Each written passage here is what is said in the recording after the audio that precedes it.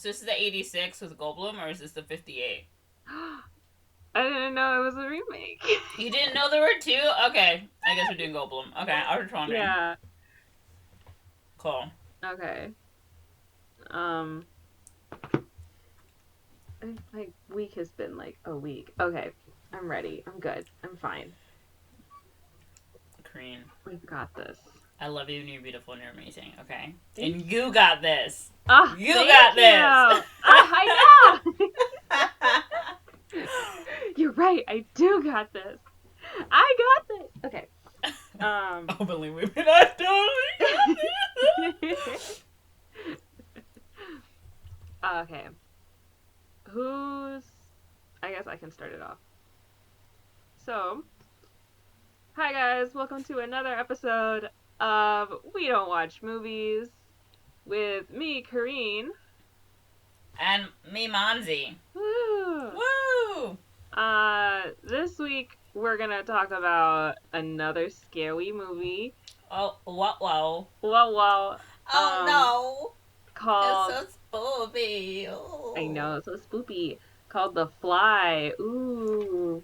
Which I Fly. just found out there's two versions. Yeah, you just discovered because I was like, wait, which one are we doing? I knew there was an original and there's a Jeff Goldblum version.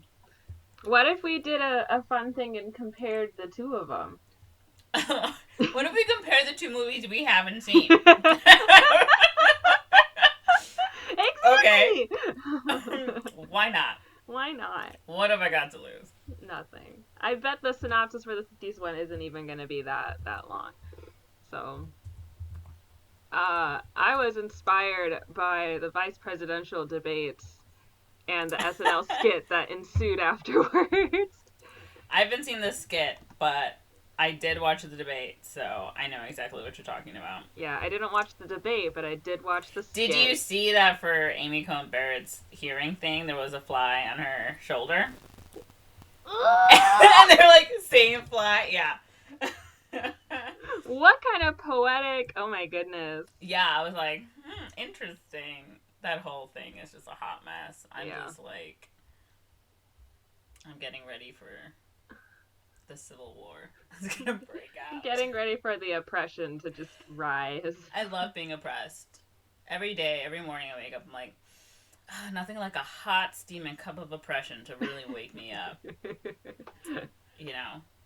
It's how you know you're in this country. It's how you know you're alive. If you're not being oppressed, what's the point? Yeah. Alright? America doesn't run on Duncan. America runs on oppression. I mean, where's the Lido? Where is the Lido? America runs on Duncan on minorities. That's what it runs on. It's oof. Yeah, I've been listening to 1619. Oh. It's so good. It's such a good podcast. I listen to a lot of podcasts. I'm sure everyone who listens to this now knows because I always have one to recommend. But it's like, it's podcast. Ridiculous how, like, I would, like, in the back of my mind, right, like, I know, like, literally African Americans and slaves have built this country. But just listen to it, it's like, no, literally everything about our country literally stems back to slavery and to the blacks in the United States. And it's ridiculous. And I get so mad at work and I'm always just, like, pinging my friend, like, I hate everything. He's like, I know, everything sucks. Yeah, so much of it. It's not even just, like, built on. We'd also, like, stole so much from them, too. Like intangible things like music, art, like... I mean, what we know is, like, American music and American pop culture all stems from black music. Yeah. And, like, cooking... Did you know that the banjo was, like, a slave instrument? No, So, and we consider that to be, like, the widest thing in the world. Yeah, a friend of mine has been learning how to play clawhammer banjo, and he was telling me, and he was like, oh, you know, it's actually, like, a really black instrument. His teacher has, like, all these credentials is talking about how it came over from, like, Africa and all this stuff and everything. I was like, oh, that's so cool. And there's, like, so many other things that, like, stem from there. Like, Scott Joplin is famous black composer, and no one ever talks about how he's black, jazz, but he, like... which created doo-wop, which created, like, rock. All of this stems from and then there's black disco people. And all that. And everything. Southern comfort food, everything. And even today, like, all, like, the TikTok trends and, like, fashion trends and slang and drag culture and gay culture and Twitter culture, like, it's all Yeah. It's all. Anyway, we're talking about The Fly. We are talking about The Fly. This isn't the Monze Corinne discuss everything that is wrong with the United States podcast. It's not? That's our other podcast. That's the title. Monze and Corinne discuss everything that's wrong with the United States podcast. Yes. Okay. So I found the one for the 58 synopsis. I found one that's kind of long, and then there's some one on Wikipedia, which isn't that bad. Yeah, I think we could do the Wikipedia for both of them. So I could do the 58 one, and then you want to do the 86 one? Yeah, that sounds good. Yeah, there we go. I googled the film. The film! My favorite movie, The Film. I really don't want to watch the trailer, but this is... Now we have to watch 2 trailers, too. I know. Okay, first we have to go into what do we think happens? What do I think happens? Oh, why haven't you seen The Fly? Why haven't we seen The Fly? I think I only really knew about The Fly as the actually the 50s version. And I don't know, I'm not into, like, campy movies. And, you know, at the time, like, the horror movies of, like, the 50s were really just these B campy movies. So that never interested me. I think a couple of weeks ago, actually, my mom was talking about Jeff Goldblum in The Fly, and that's when I was like, oh yeah, I forgot there was, like, an 80s version. And then it was just like, well, this is freaky because he turns into a fly, so I don't want to see that. I already don't like insects and bugs, and like, I don't like butterflies because everyone knows that I don't like butterflies. Yeah. But I hate butterflies because there was an episode of SpongeBob where they did a close-up of a butterfly's face, and I saw how disgusting it looked, and I was horrified and disgusted, and that's why I detest butterflies. I know exactly which episode You know exactly what I'm talking about, right? That was like the first or second SpongeBob episode I had ever seen. Like, that one and the Alaskan bullworm were, like, one of the first few episodes I had seen, and, like, the jellyfish one where it was like, oh, this is like capitalism's bad, actually. but no, I know exactly which episode you're talking about. So I don't want to relive that horror of, like, I don't know, 8-9-year-old me in The Fly. So. Oh my goodness. Okay. What about you? Well, I haven't seen The Fly because I didn't know that movie existed for, like, a really long time. Even though I had seen pop culture references to it that I didn't realize were pop culture references. Like in Emperor's New Groove, there's a fly, like when Kuzco's walking through the forest as a llama, and then that fly goes into the spider web, and he says like, kill me or free me or something. He says something, and then the spider comes on and eats him. That's literally a reference to The Fly. Is it? It is, because, like, I every like so often I'll, like, go back and be like, what happens in this movie? And I was on, like, a Jeff Goldblum kick because I think I just seen Jurassic Park for that episode, and I was like, what else has Jeff Goldblum been in? Because he's like a big sci-fi kind of darling, so to speak, you know. And so I was looking up all his other stuff, and then I had read the synopsis of The Fly like a few months ago. I was like, oh yeah. And then I forgot about it, and then the vice presidential debates happened. And then everyone was making all these, like, Jeff Goldblum fly jokes, and then they were making jokes about it on SNL. And then in SNL, they actually did deliver on that joke. And then we had to think of something. I was like, okay, let's watch that. But I didn't know, or I kept forgetting that there was an original one. Like, I'm pretty sure every time I go to read the synopsis for the 80s one, I'm like, oh, it's a remake. But then I immediately forget. Yeah. And then you said it, and I was like, oh, I didn't know that. So, like, yeah, it's like I know it, but it doesn't retain, so it's like I don't know. Yeah, I'm like, I figure she means the Goldblum one, but I want to make sure. Yeah. That that's what they mean, so. Yeah. So, yeah. But, yeah, it's just, like, probably a really gross sci-fi movie, and I was like, I don't know if I don't know, I just saw a picture. And I think there is at least some footage of Jeff Goldblum being beautiful. So. Right, but there's a lot of body horror, too. Like, no, yeah, for sure. Oh, no, I'm 100% positive. Yeah. But at least maybe for a little bit in the trailer, I'm going to be allowed to be like, oh, Jeff Goldblum is so pretty. I'm just so anxious. Like, I know, I think there's like a scene where like he pulls like his skin off or like his face falls I don't off. want, no, don't you start. I hope that's not in the trailer. I'm like, I really hope there's no body horror in the trailer. Otherwise I'm gonna be sick. Like, ugh. So, okay, so let's start with the 1950s trailer. Which one are we watching? I just Googled trailer. Is it the one where it looks really gay? I don't know what you're talking about. What are you on? The 1958 trailer from Horror Trailers. Oh no, there's like a gross picture from the Horror Trailers HD. Where it's like the fly and then the guy's like, ugh.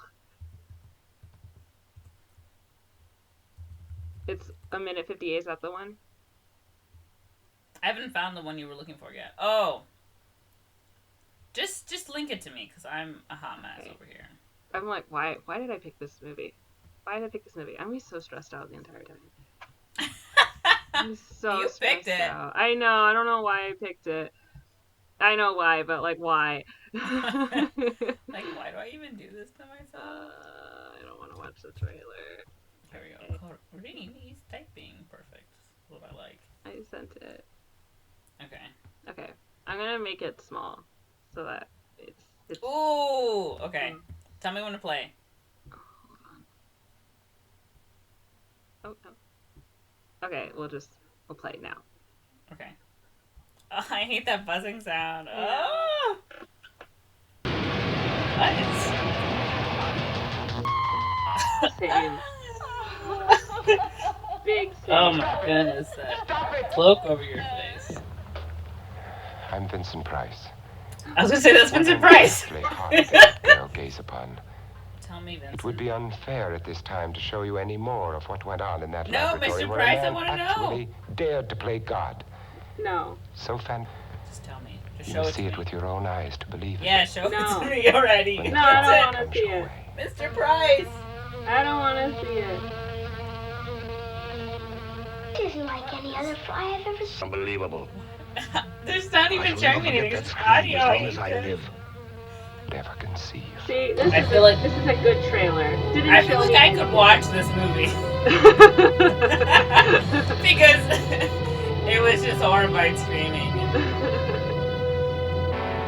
Okay, now we gotta look at the 80s trailer. I don't want to watch it. Oh, they have a comparison? Oh, that. The screenshot is so gross. Is it the Horror Trailers HD? I really don't want to watch it. You're the one who chose this movie. I know. Okay, should I send you the link or did you find it? Yeah, send it to me again. Okay, the thumbnail is so nasty. Oh, is it with that face I'm thing? just gonna think of it as like an extra from the Michael Jackson Thriller music video. That music video scared me a lot as a child. It scared me a lot as an adult. Okay, I'm gonna play it. Ready? Go. Oh, shit. Okay. Party's over. Yep, they're not working on something that'll change the world as we know it. They say they are. Yeah, but they're lying. There is a limit, even to the imagination. Human teleportation, molecular decimation, breakdown, and reformation is inherently...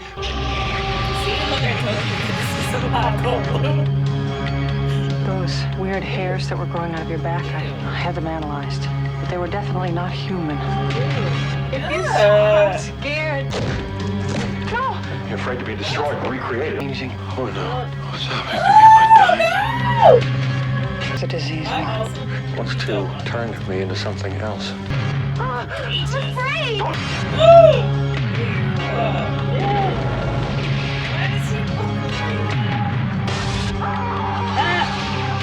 Help me. I like how they keep doing the Help me. title of the film, the trailer, like 5 times. I like put my hands up the entire time and barely saw anything, but that's okay. Okay. Ugh. Ugh. Okay. Oh, we should have said what we thought happened in the movie. Oh well. Okay, well, I I mean, I think we both sort of know that somebody turns into a fly. Yeah. So,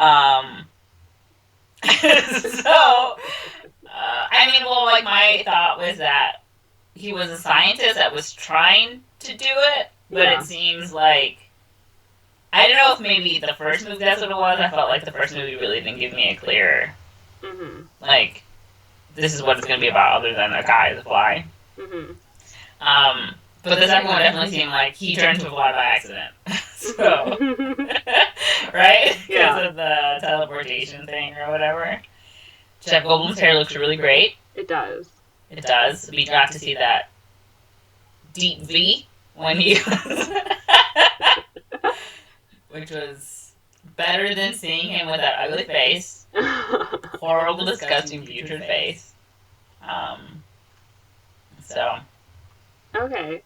Yeah, I think the 50s movie is going to be like, I think it's going to be told in a way where she's like confessing at the police station. Oh, to the murder. And it turns out she killed a fly. Yeah. Yeah. Ooh. That's what I think. I think she, like, it starts with her calling the police and everything, and she goes there, and then the She's whole like, I killed Andre, and then they're like, it's just a fly. She's like, no, I need to tell you what happened. Yeah. Oh. Ooh. Okay. That's what I think for the first one in terms of structure-wise. I don't know how the guy turns into the fly. I feel like it would be the same concept, but maybe not. And then the second one, I'm pretty sure it's Jeff Goldblum is trying to teleport, but he goes into the machine, and then the fly gets in there, and it mixes their DNA up together. And at first, maybe he's like, oh, it's a little weird, and then he's like, oh, I feel really good for some reason, and then he quickly decays and starts, like, sort of becoming this weird human-fly hybrid and starts losing his sanity, probably. And maybe, because you know how flies only live for, like, 3 days or something?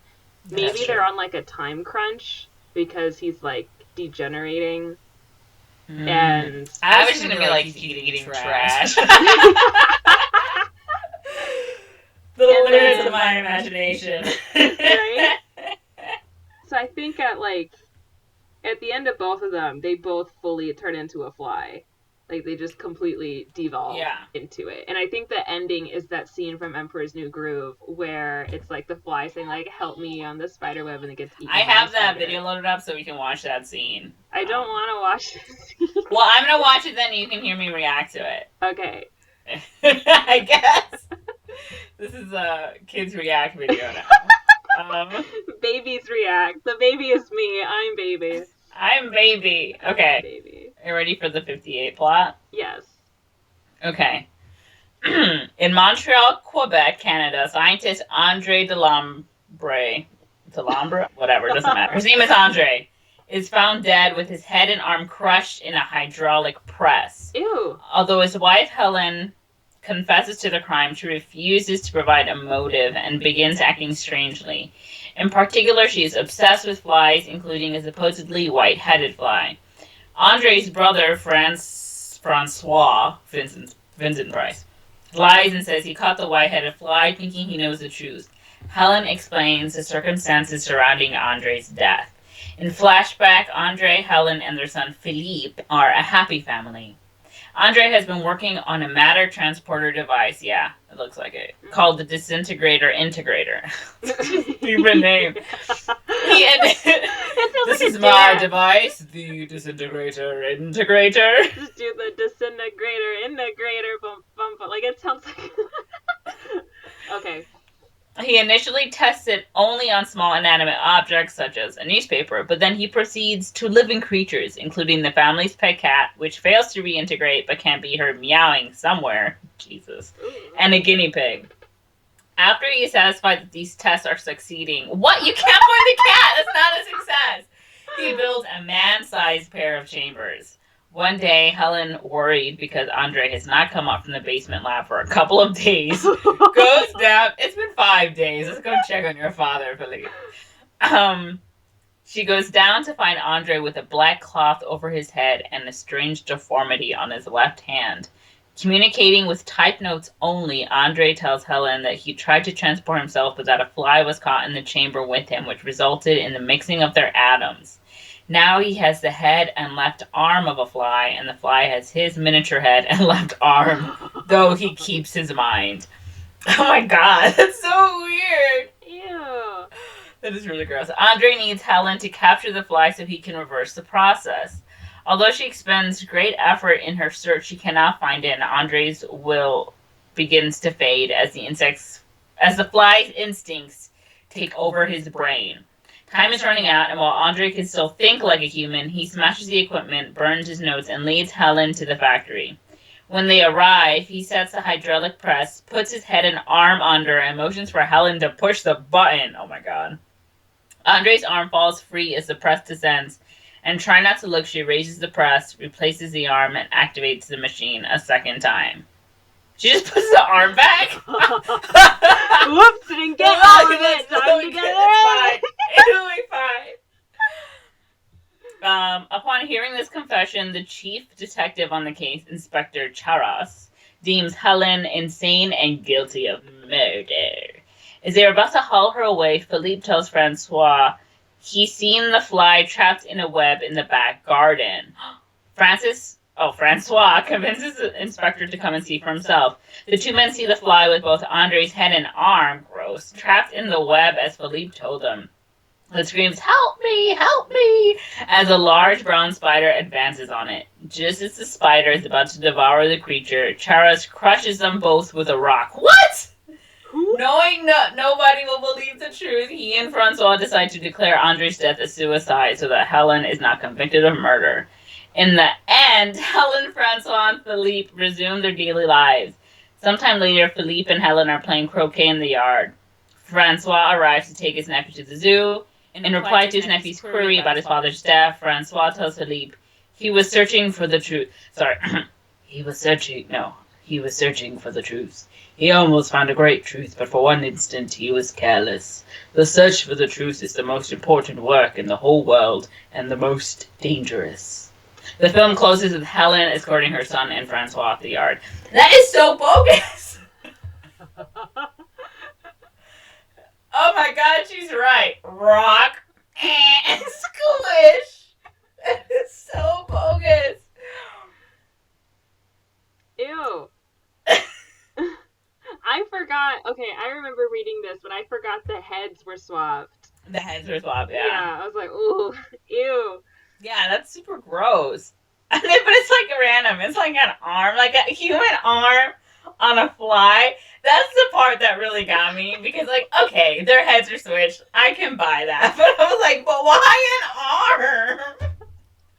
It's like and then just like a human arm. They're you like, got like we one want exactly one opposable thumb, and it was like, why? Can't he like crawl out, like if he has, can he not use that to like, I don't know. But I mean, I guess we as humans also get stuck in spider webs, right? Like, so. I guess, but like grab like a little twig or something, and then grab a twig. Why are there no twigs around? You stupid fly. Oh my goodness. That's a mess. Okay. Alright, so I was right though on she was telling the story in flashback, and she I figured that too, yeah. That sounded right. Yeah. Okay. So the 1986 Jeff Goldblum version. So our character is Seth Brundle, a brilliant but eccentric scientist, because of course. He's Jeff Goldblum. He has to be. Jeff Goldblum. Meets Veronica Ronnie Quaife? Quaife. My name is Ronnie Quaife. Quaife? It's like a weird way of saying queef. A science. I was thinking quaff. I like how we have two very different minds. Okay. Well, it's spelled with a QU, which is why I was like, oh, okay, weird. A science journalist at a press event in Toronto. He takes her back to his warehouse home and laboratory and shows her his invention, a set of telepods that allows instantaneous teleportation between pods. They're not very good at these names. Disintegrator, integrator. I made a telepod. So you it's like a telephone, but it's a pod. A telepod. Seth convinces Ronnie to keep the invention secret in exchange for exclusive rights to the story, and she documents his work. Although the telepods can transport inanimate objects, they You're gonna say teleport. I was. Telepod. Other telepods can teleport. They mutilate live tissue. Ew. Which is demonstrated when a baboon is turned inside out during an experiment. Ew. Okay. Seth and Ronnie begin a relationship because there's nothing more romantic than a mutilated baboon and animal abuse. You know what turns me on the most? That mutilated inside out baboon. There's something about seeing its organs on the outside that really gets me. It's ruined. You need help. Love it. And at the same time, he tries to figure out what went wrong with his telepods.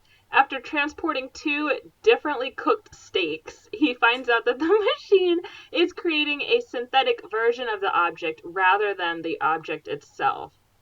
Seth is further inspired to reprogram the telepod to understand the makeup of living tissue, and he successfully teleports a second baboon. Ronnie departs before they can celebrate, and Seth worries that she is rekindling her relationship with her editor, Stathis Borans. I was going to say Stathis Bathis. In reality... editor, Stathis Bathis. What are you even seeing that, man? In reality, Ronnie has left to confront Stathis about a veiled threat, spurred by his jealousy of Seth, to publish the telepod story without her consent. Seth teleports himself alone, unaware that a housefly had entered the transmitter pod with him. He emerges from the receiving pod seemingly normal. Seth and Ronnie reconcile. Seth exhibits increased strength, stamina, and sexual potency, which he believes is a result of the teleportation purifying his body. Yeah, okay. It's because the fly only has 3 days to live and it needs to procreate before it dies. Yeah, exactly. He has sugar cravings, same. And Ronnie is concerned about Seth's deteriorating sanity and also the strange bristly hairs growing from a wound on his back. Seth needs a manscaper. Seth becomes arrogant and violent, insisting that the teleportation process is beneficial, and tries to force Ronnie to undergo teleportation. Oh my goodness. Hey. When she refuses, he abandons her, goes to a bar, and partakes in an arm wrestling match where he leaves his opponent with a compound fracture. Oh! He meets a woman named Tawny and brings her back to his warehouse. They have intercourse, and Seth tries to coerce her into teleporting. Ronnie rescues her from teleportation. Seth throws Ronnie out, but when his fingernails begin falling off, he realizes something went wrong during his teleportation. Now that my fingernails are falling off, I think maybe you're right and something is not okay. Yeah. What? Everything else is normal male behavior. Everything. Those weird bristly hairs on my back from a wound, from a gaping wound, that's totally normal. I don't think you know anything about science, Ronnie. He checks his computer's records and discovers that the telepod computer, confused by the presence of 2 life forms in the sending pod, fused him with the fly at the molecular genetic level. Seth continues to deteriorate, losing body parts and becoming less human in appearance. After several weeks, so he's surpassed the fly lifespan, of being too scared to contact Ronnie, he reconnects with her and says he is becoming a hybrid of human and insect. He has nicknamed this Brundle fly. Wait, what's his last name? Is it Brundle? Yeah. Oh my god, that's so stupid. I know. He has also begun vomiting digestive enzymes onto his food to dissolve it, and has gained the ability to cling to walls and ceilings. That is so gross. My god. That was in the SNL skit. Oh, the vomiting digestive enzymes thing? Yeah. He, at the very end, he, pukes something up. And he realizes he is losing his human reason and compassion, driven by primitive impulses he cannot control. But he can cling to walls and ceilings, though. That's cool. Spider-Man! Flyman! Horrible, disgusting monster! Spider-Man eats Flyman. Okay, Seth installs a fusion program into the telepod computer, planning to dilute the fly genes in his body with human DNA. Ronnie learns that she is pregnant by Seth and has a nightmare of giving birth to a giant maggot. Disgusting. Oh, that is really gross. That's horrifying. That is horrible. She has Stathis persuade a doctor to perform an abortion in the middle of the night. This is why we need pro-choice. Yeah. What if you're impregnated by a human fly hybrid? How could you try and overturn Roe v. Wade when something like this could happen? Literally. Having overheard their conversation, Seth abducts Ronnie before the abortion can take place and begs her to carry the child to term since it may be the last remnant of his humanity. Okay, selfish. Stathis breaks into Seth's lab with a shotgun. I think it's sweet. No. But Seth disarms him and uses his corrosive vomit to destroy Stathis's left hand and right leg, stopping just short of vomiting acid onto Stathis's face when Ronnie screams at him to stop. That's disgusting. That is really gross. Oh my god, ew. Okay, Seth reveals his desperate plan to Ronnie. He will use the telepods to fuse himself and her, together with their unborn child, into one entity. Someone needs to kill Seth. I'm sorry. But he is makes sense. insane. No, okay, but no, wait, hear me out. What if you, me, and baby make 3, but 3 is 1 and we're just one person, and then we can forget about ever being a fly. Ew. That sounds awful. That's disgusting. Who thinks that's a good idea? Who is just like, I've got a brilliant plan. We'll just all fuse ourselves together. How are you going to get rid of the fly part of yourself? He probably thinks he's just going to, like, overwhelm the fly parts. He just needs more human DNA. He just needs more human DNA. He just needs more humans. And since the baby is in her, he's thinking, like, okay, this baby is half of me, so I'll just sacrifice you, and I really need this baby. Okay. As Seth drags her into one of the telepods, she accidentally rips off his jaw. Don't you hate when you accidentally rip off someone's jaw? It happens to me like once a week. I'm always just like, hey, like I'm flapping my arms and boom, jaw falls off. Oh my goodness. That's why you wear a mask, to protect yourself from people ripping your jaw. Exactly. Triggering his final transformation into an insectoid human creature, which bursts from Seth's decayed human body. Oh my goodness. Wait, what? It just, like a cicada from its shell, just like... Oh my goodness. I don't even want to imagine it. I think that jaw joke was also in the SNL skit, but I don't remember. Okay. It traps Ronnie inside the first telepod and enters the other. The wounded Stathis uses his shotgun to sever the cables, connecting Ronnie's telepod to the computer, allowing Ronnie to escape. Okay, breaking out of its own pod just as the fusion process is activated, the creature is gruesomely fused with the metal door and cabling of telepod 2. Oh my god, what? Ew. As the deformed creature crawls out of the receiving pod, it silently begs Ronnie to end its suffering. How does it silently beg? You look at it with your gross eyes and you're like... You just make horrible faces, I guess. And she tearfully fires the shotgun at Seth's head, blowing it to pieces. Good. He deserved to die. Ew. Okay. Oh my goodness. This is horrible. Oh my god, the wiki page has pictures of his transformation. Oh, I'm not gonna look at that. Oh, this is awful. Oh, his fly face is so gross. I'm glad you told me that so I don't scroll down. Don't scroll down. Don't scroll down. Okay. I don't recommend it. Disgusting. It comes with Gina Davis is in this movie. That's who it was. Oh, I love Gina Davis. It won an Academy Award for Best Makeup. Did it? The only Oscar won by a film directed by Cronenberg for good. Well, what happens in The Fly 2 then if they killed him? Oh, it's about his son. Oh, is he actually Let me see. Because I remember I told you. Oh yeah, a scientist who became a human fly. So does he actually become a fly? Oh my god, several months after the events of The Fly, Veronica Quaid gives birth to a larval sac and dies from shock. Ew! The sac splits open to reveal a seemingly normal baby boy. But he, like, accelerates in age. Yeah, he ages faster than a normal human. Yeah. And they're lying to him about him being a fly, basically. That is so gross. Yeah, and then there's, like, a romance or whatever. It looks like he also turns into a fly. He starts to, but it has like a better ending. There's like a clear bad guy, whereas in the last one there wasn't really like a bad guy.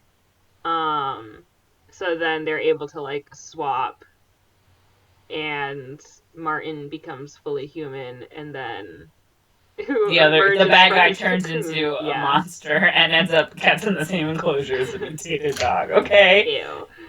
Okay, Eric Stoltz. Interesting. I don't know who that is. Oh, okay.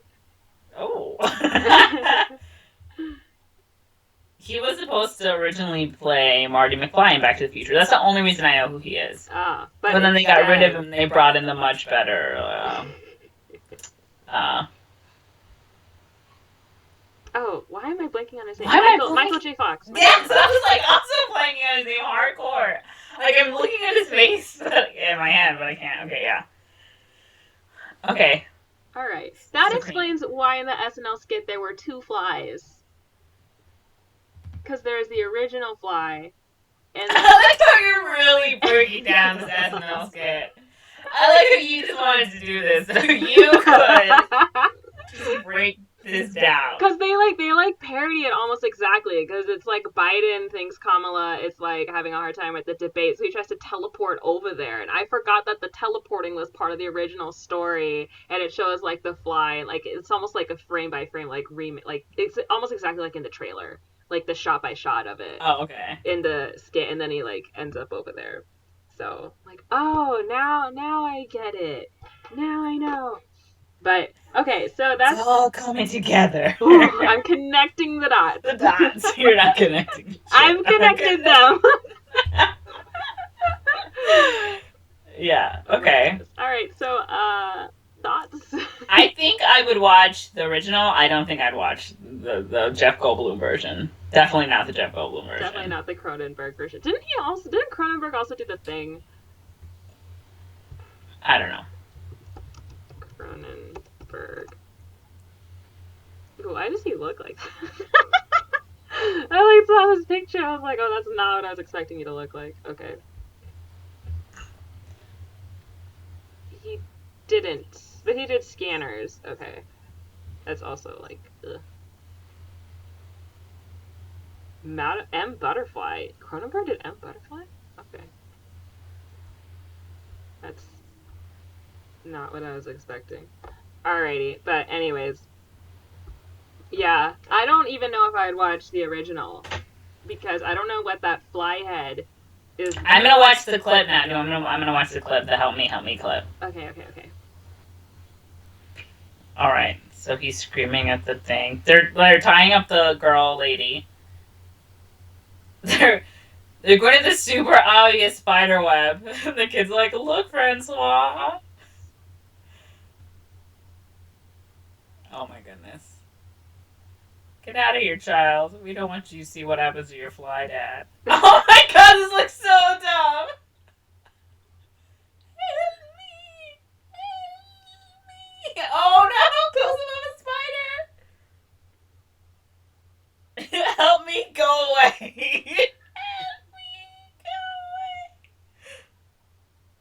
away. He literally grabs the biggest rock. And just boom. Smushes it.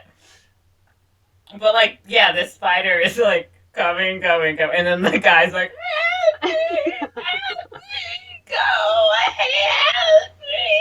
Oh my god.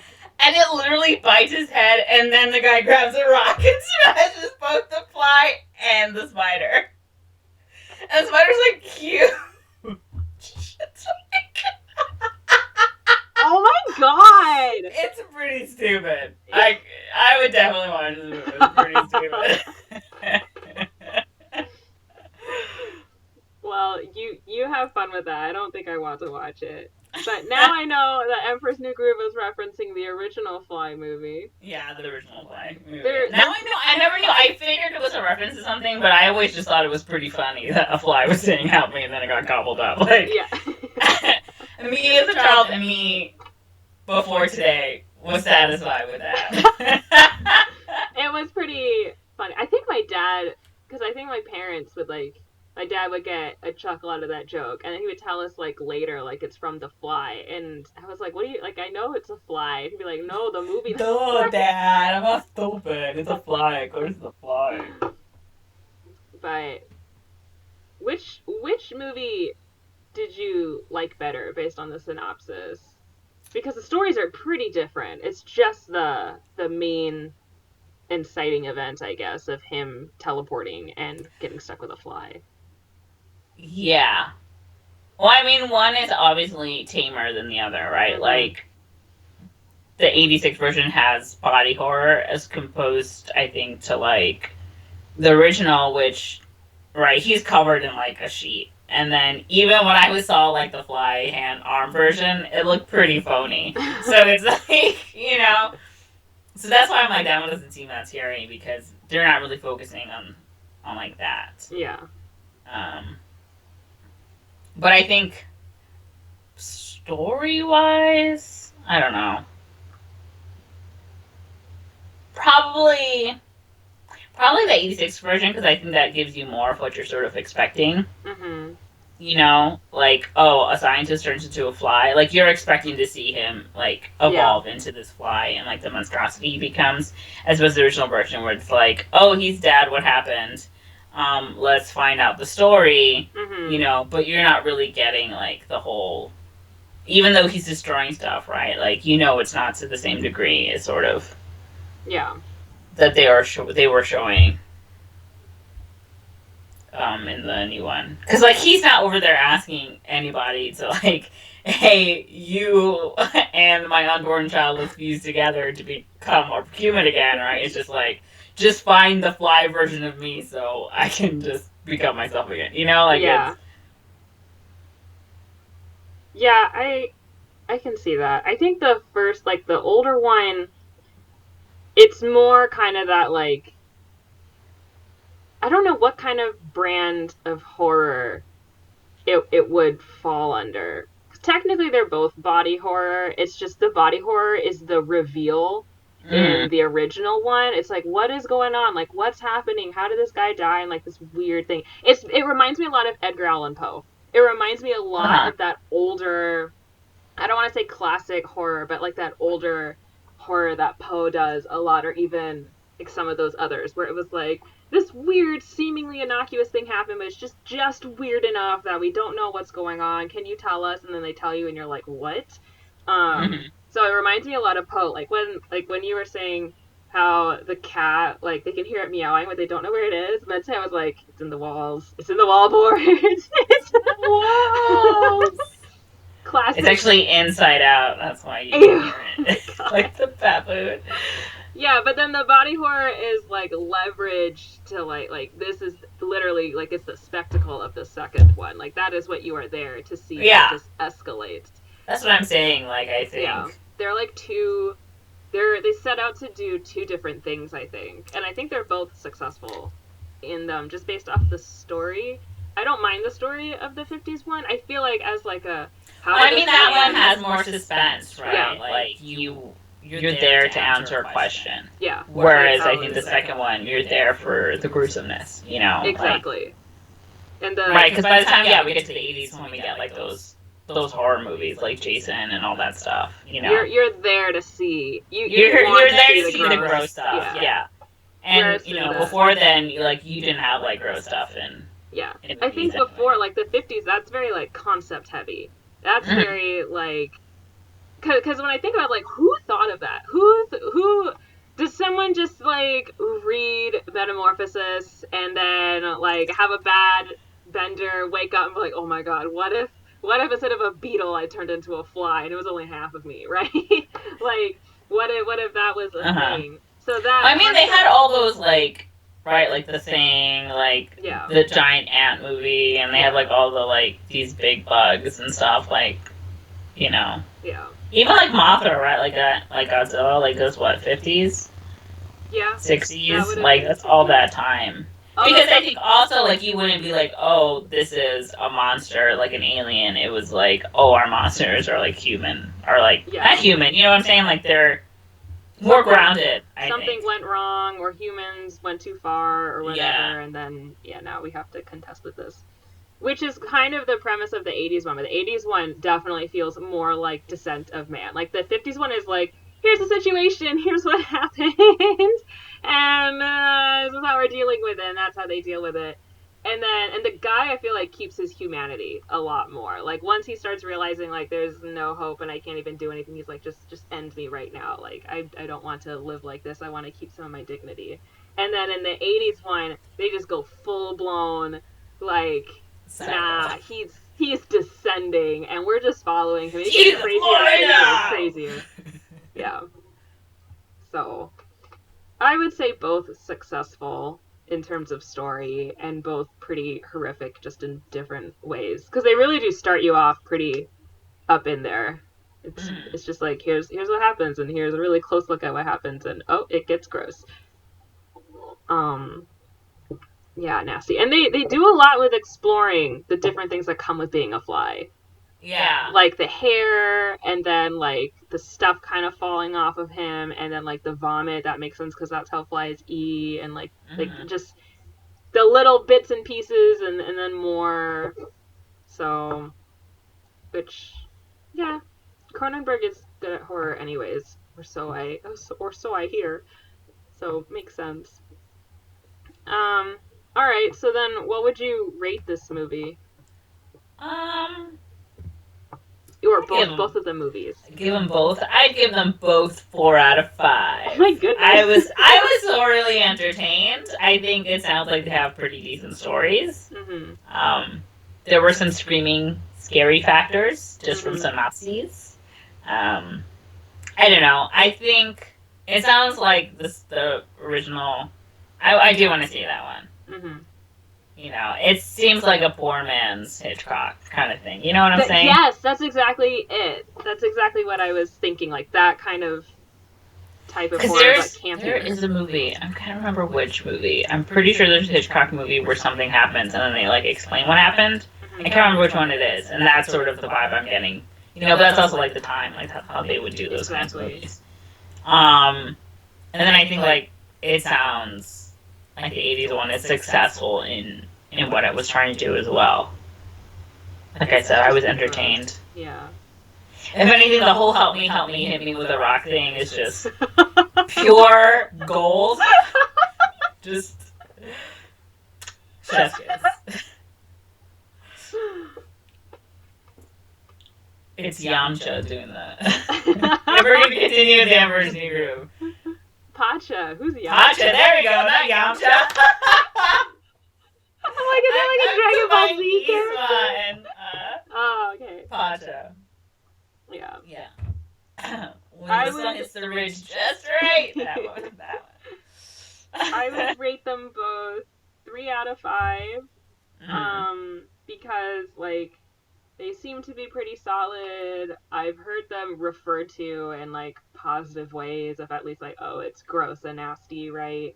Mm-hmm. And as ridiculous as that character ends up being, it's like, well, I feel like if you're desperate and you're thinking half of me is fly and half of me is human, if I can't get rid of the fly in me, but if I just flush it or, like, overwhelm it with more human, then that should suppress it, right? Like, I could see a deranged person coming to that conclusion.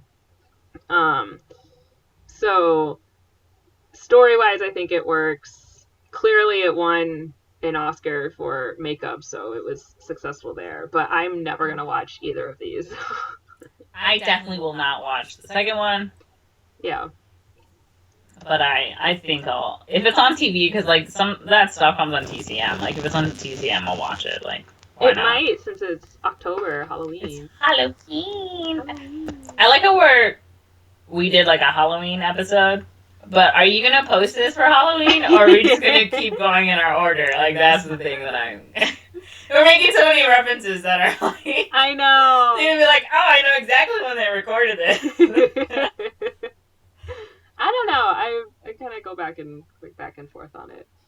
On whether to post in order or to just post whatever works. But alright. I was just wondering. Yeah. Watch me, like, post this a year later for Halloween. Oh, Jesus. That might happen. Okay. Oh, goodness. Cool. So I guess that's it for today. Yeah, I think so. Ooh. All right. So, Monze, where can they find us?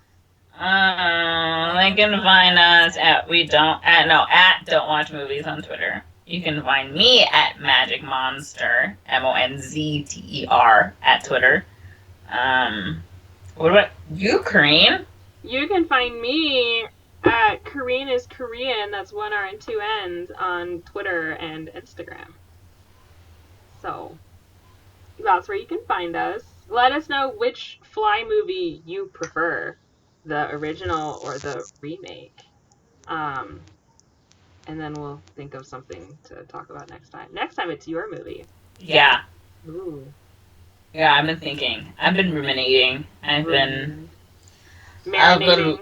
I've been marinating my options. So they're going to be nice and juicy, just tender.